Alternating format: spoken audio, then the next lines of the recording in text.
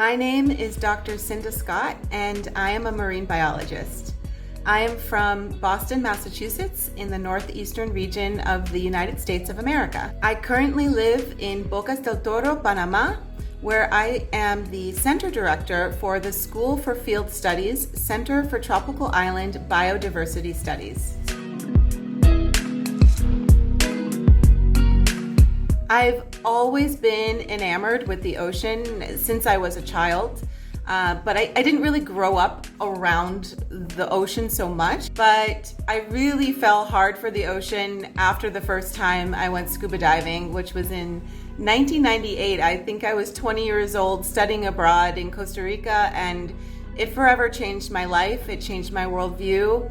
I couldn't even imagine how it was possible that for so long, for 20 years of my life, I didn't even know there was this underwater magical world. And when I first did that dive, I thought, this is a totally different world that I need to know everything about.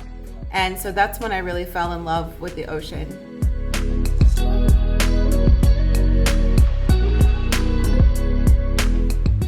The music that I listen to when I'm out in the ocean or just sitting by the water is usually house music. And that's because I'm also a dancer and I'm constantly choreographing routines in my mind. And I think the best music is music with heavy bass and something that really gets to your soul. And house music does that for me. And I also think the way that house music moves me to dance is the same way that the ocean moves me, just as a human being, and I can't disconnect the two. So I have to have some kind of house music. I also really like listening to like bomba estéreo or cultura profética or sing-along music. If I'm not listening to house or some other kind of music, I have to sing. And I'm not a singer at all, I can't sing. But I will sing if I'm out in a boat for some reason. And I love Stevie Wonder. I love old school Mariah Carey, old school Whitney Houston, just some of the classics and the greats. I love Michael Jackson. I love George Michael. Love him. So I listen to all kinds of things, but it's got to move my soul, and I've got to be able to choreograph because that's what I'm doing all the time.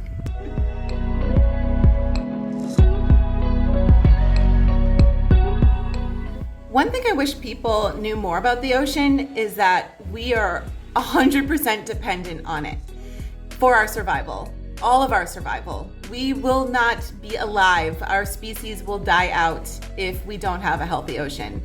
And I don't think a lot of people really make that connection on a daily basis. And I really wish that more people were just aware of how important the ocean is to our daily existence, for breathing the oxygen that we're able to breathe, for receiving the food that we're able to eat. We're all dependent on the ocean every single day.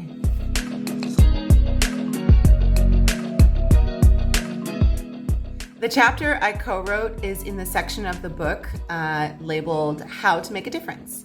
And we focused on invisible barriers, those invisible barriers that we don't get to see all the time in our work in ocean science related to race and gender. And I think this is really important because a lot of times I don't think people make the direct connection between how, for example, climate change is impacting our most vulnerable citizens around the world, many of whom are BIPOC, Black, Indigenous, and people of color. I really think that we need to do a better job as scientists, particularly in marine conservation and ocean science, in building equity and making sure that everybody's voice is heard and counted for.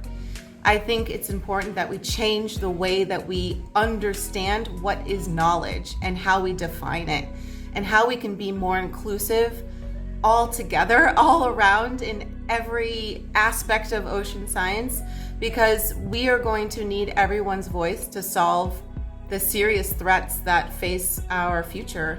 Climate change requires everyone and all of our input and all of our knowledge, not just academic knowledge. We really need to do a better job. And so this chapter looks at some of the barriers as well to what BIPOC people face, particularly BIPOC women in the field of ocean science. Until we are a totally inclusive community, I don't think that we'll be able to really address a lot of the challenges that we face around the globe. We must include everyone's voice.